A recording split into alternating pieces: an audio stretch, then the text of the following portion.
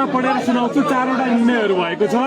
एकमा 2082 भदौ 23 र 24 गतेको जेनजी आन्दोलन तथा यसअघि भएका विभिन्न आन्दोलनमा वीरगति प्राप्त गर्ने सम्पूर्ण ज्ञात अज्ञात शहीदहरूप्रति भावपूर्ण सम्मान एवं हार्दिक श्रद्धाञ्जली गर्ने नम्बर 1 को निर्णय।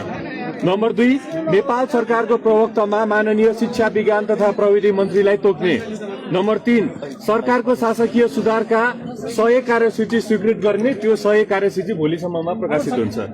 नम्बर 4 मा सम्मत 2082 साल भदौ 23 र 24 गतेको प्रदर्शनका क्रममा भएका घटनाको जाँचबुझ गर्न गौरी बहादुर कार्कीको अध्यक्षतामा गठित आयोगले गौरी बहादुर कार्कीको अध्यक्षतामा गठित आयोगले नेपाल सरकार समक्ष पेश गरेको प्रतिवेदन तत्काल कार्यान्वयन गर्न न्याय बमोजिम गर्ने। पहिलो नम्बर कमा उल्लेखित आयोगले सिफारिस गरेको व्यक्ति र निकाय मध्ये सुरक्षा संयन्त्रमा को हकमा अध्ययन समिति गठन गरी सो समितिले पेश गरेको सिफारिस बमोजिम गर्ने। यो चाहिँ सुरक्षा संयन्त्रको हकमा। 2 मा अन्यको हकमा सो आयोगले गरेको सिफारिसलाई तत्काल कार्यान्वयन गर्न सम्बन्धित निकायलाई निर्देशन दिने। यो भनेको गृह मन्त्रालयले आजदेखि काम सुरु गर्छ। गृह मन्त्रालय लगायत अन्य निकायहरू जुन